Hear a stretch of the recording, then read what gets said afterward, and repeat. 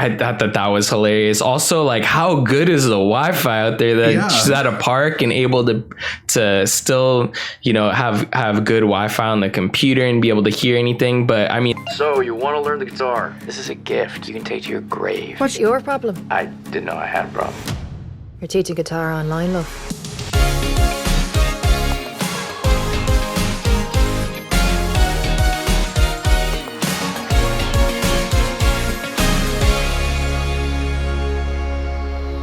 Hello YouTube, what is up? Drive-By Movies here, and you are watching fresh releases. My name is James. My name's Blaze. And today we're checking out something that's on Apple TV, something new for us here at Drive-By Movies. We're checking out Flora and Son. Playing the guitar, it's so sexy. Okay. Is that why you took it up? Well, let's focus on you. Are you coming on to me? Flora and Son is the new film by John Carney. The film follows Flora, a single mom who is at war with her son, Max. Trying to find a hobby for Max, she rescues a guitar from a dumpster and finds that one person's trash can be a family's salvation.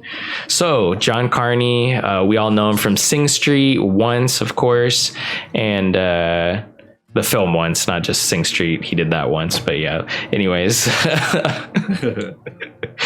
James, what did you think of John Carney's latest film? Once again, just John Carney just hits it out of the park and can do no wrong. I absolutely love Flora and Son. I've seen the trailer 3 times because I've seen Bottoms 3 times in theaters. Oh, shit. And each time I've seen Bottoms, I've seen the trailer for Flora and Son. And recently, my mom was visiting Los Angeles and we're at the Alamo Draft. I was like, what movie should we go see? And Flora and Son was an option, but I was like, I want to review that on my own. I want to watch that at home. I don't want to see that with my mother. So I took her to go see Bottoms and what's it called? And I was like, Flora and Son's playing literally in the next theater, like right now. Why am I seeing the trailer for it right now before Bottoms? But, you know, that aside, though, Flora and Son, it's not my favorite of John Carney's films that he's released, but it's fantastic. And this is everything that like straight to streaming movies should be. Like, just we should be cranking out movies like this all the time. Apple, Amazon, Netflix. I mean, a lot of movies like this are, but at this caliber and stuff, give these directors that are, you know, have had an indie hit from a decade ago or 2 decades ago at this point for once, and just let them do whatever they want. And we get movies like this that, you know, might get some Academy Award nominees or some Golden Globe nominees, but overall it's just going to get great critical scores and great reviews from people like us. But what are your thoughts on it? I enjoyed this film. It was comforting, like a warm cup of coffee, but at the same time, I felt like it was like any cup of coffee that I've ever had.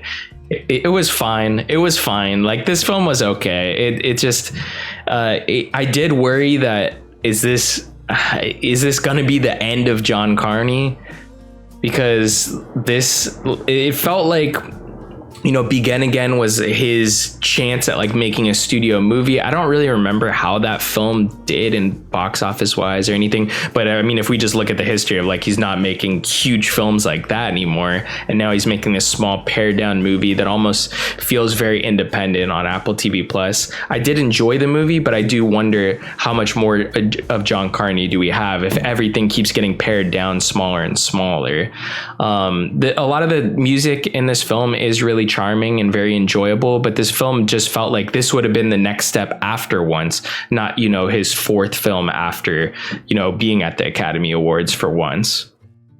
I can see that logic, yeah. I would say actually the music is one of the things I dislike the most in the movie, just because it's not music that I necessarily enjoy or was too into. Not that it's really bad, it's just not my style. Whether it's the music that Joseph Gordon-Levitt's playing or it's the music that the son is into. It's just 2 genres that I don't know as much about, but I know that, like, you know, the stuff that the son is into, that's what's popular with a lot of younger kids these days. And then just I'm not really into the indie folk stuff that was being played by Joseph Gordon-Levitt, or not into Snow Patrol or any band that would open for Snow Patrol as well.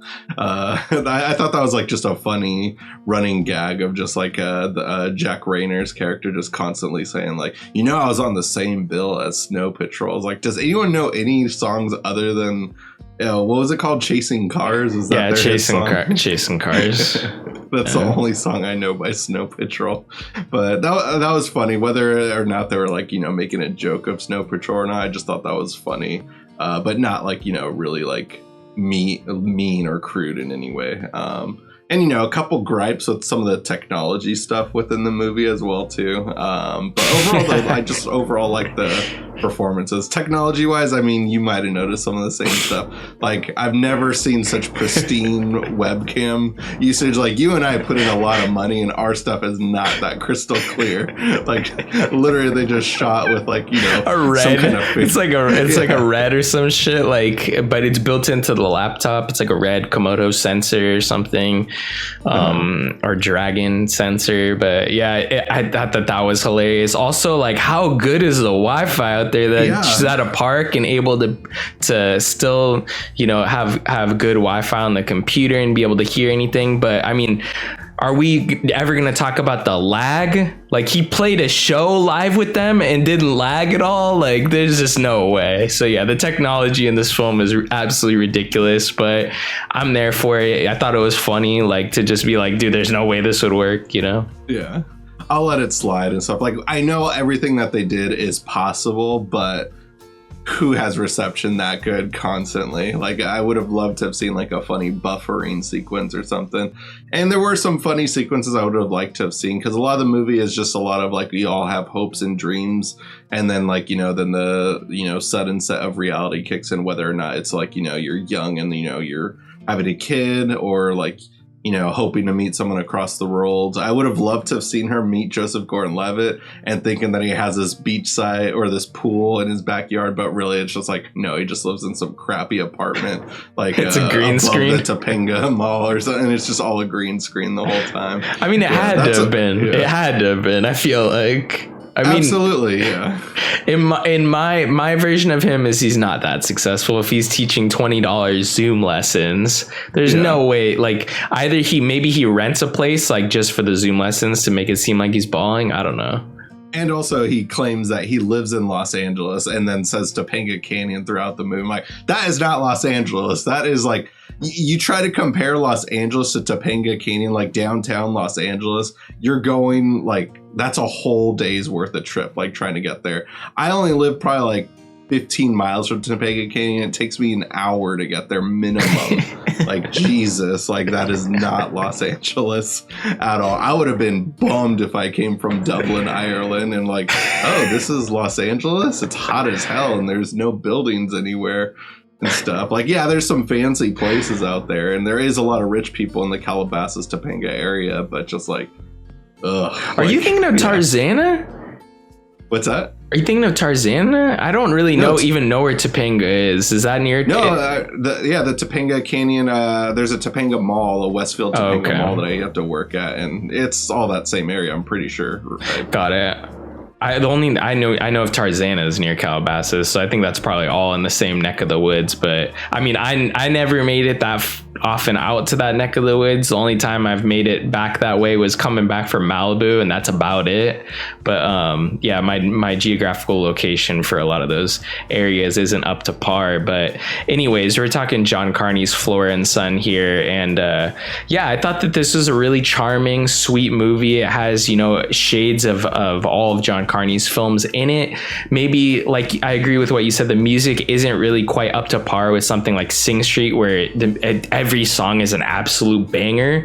But I thought that a lot of these songs really were fun in the moment, especially watching the film. I don't know if I'm gonna, load up my Spotify and hit that Flora and Son playlist, but yeah, I thought that the music really worked, in the scenes.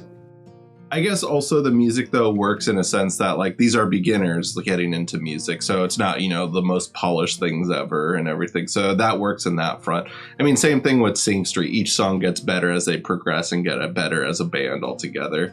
With this movie, it's really just the one song, and then they're playing, a couple cover songs here and there. And, Joseph Gordon-Levitt has his original songs, too. But, they're trying to perfect each other's, like, kind of bad songs overall. And at the end, we get like, a somewhat decent song at the end, even though it's not something that's really my cup of tea.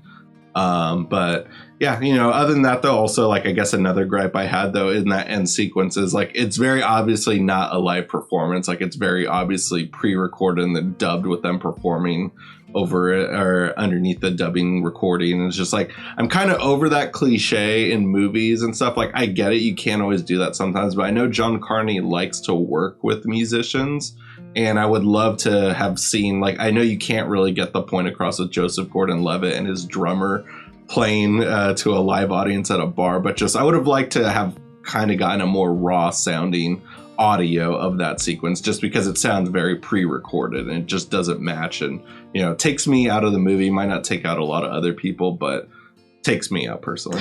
It sounds mixed and mastered, so not even just one of them. It sounds like both is going on. And I'd like something more along the lines of something that felt a little bit more raw. Like, if I remember correctly, I feel like Once was like very raw. I mean, I know that the filmmaking was raw, and maybe that's making me think that the audio and all the music was kind of raw too, but I could be wrong. But yeah, I felt like, at least for me, that element always, for Once, I felt like elevated in a way, coming out of, it was kind of along the same lines of like being close to, those digital video films and mumblecore movies coming out, where the rawness of the actual video that it was being shot on just made the songs that much like better. Almost, they made them like the songs are great, but then they shined even more that the filmmaking was so raw, I felt like. But yeah, with this one, everything is just so polished for Apple TV Plus that when we get to that live bar scene and the music is equally polished, it doesn't really have that same authentic nature that you kind of get from most of John Carney's work. So I mean, it is the climax of the film, so obviously I want that to sound the best, but yeah, it just doesn't make sense in the reality of the film. Exactly. Yeah, overall, like, that's a lot of gripes I've kind of aired out, but overall, like, what makes this movie stand out for me is just the performances and its very likable characters, because no character here is perfect. Everyone's super flawed. But just, they all, mix very well with one another, and I really enjoyed everyone's chemistry. Really love the sequences between Flora and Joseph Gordon-Levitt's character, conversing from across the world and making them feel close up whenever they are having these intimate sequences and stuff. We're in a, technology time where just like, we can have those long distance friendships, conversations, relationships with people and still feel like they're in the, inside the room with us. And I thought this movie conveyed that very well and made this film feel very personal. And I love that it's such a short, fun, sweet movie overall, and it's just made me feel good, and it was a great way to start my day. And I was sick watching this, and just like, it was what I needed while feeling sick and just wanted to entertain for me. Yeah, definitely agree with you. I thought that this is an enjoyable watch. We might have aired out a lot of gripes like we usually do, but overall, I think like this is, a pretty fun movie from a filmmaker that you've come to know and love. Yeah. Overall, like I'd say John Carney, it's not like it's not my favorite of his. I'd say it's tied for third. Like my first favorite is Sing Street. Second is probably Once, and then tied for third is Begin Again, which I do enjoy. And then this movie, which I do enjoy. Just those are my least favorite out of his 4 movies overall. But yeah, in my eyes, he hasn't done anything wrong, and these movies are all really good, and I really enjoyed this and highly recommend it. A great way to help support the show is by watching it. It's on Amazon TV Plus, Amazon TV, or no, it's Apple TV. Apologies there. The other Bezos. Yeah, not Amazon. Yeah. Great way to help support the show is by watching it, leaving a comment, let us know what you thought about the movie. And if you guys haven't already, go ahead and smash that like button, hit the subscribe button, and click that notification bell to get all of our latest updates. And be sure to catch all our social media links down below. We got Instagram, Twitter, TikTok. We also got our own personal Letterboxd accounts. Also, check out our new episode of Screen Scuffle, doing the Battle of the Ages, Alien versus Predator. That came out earlier this weekend. Be sure to check it out. That'll conclude this week's episode. Tune in next week for a brand new video.